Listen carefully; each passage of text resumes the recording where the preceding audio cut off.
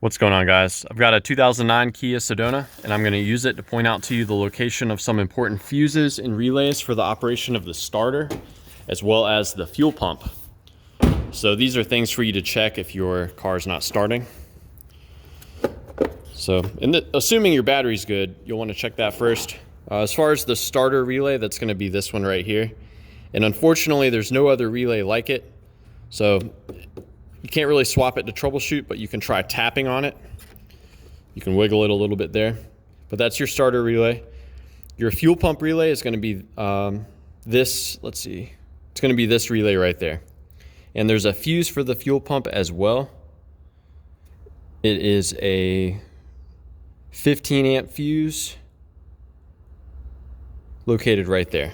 So that little 15 amp fuse is for the fuel pump. To check it, you'll just pull it straight out, and you can look through it to see if it's blown or not. As you can see, this one is intact. If it is blown, there's a spare fuse located right here.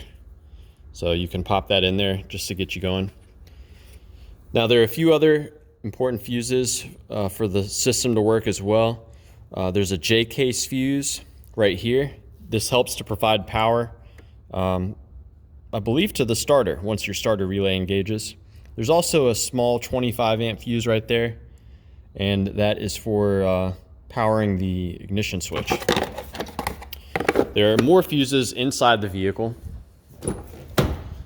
So if you look in here, probably the most important fuse down here is going to be this little 7.5 amp fuse right there called the start fuse. Now this fuse is actually the one that gets energized when you turn the key all the way to the start position.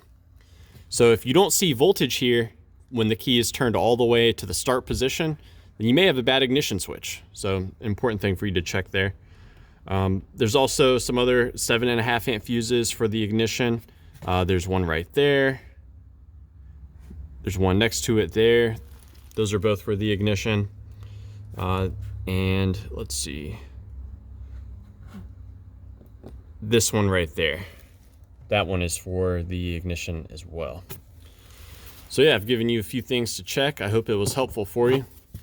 Let me know if you have any questions, or more importantly, any advice about troubleshooting the fuel pump or starter on your Sedona.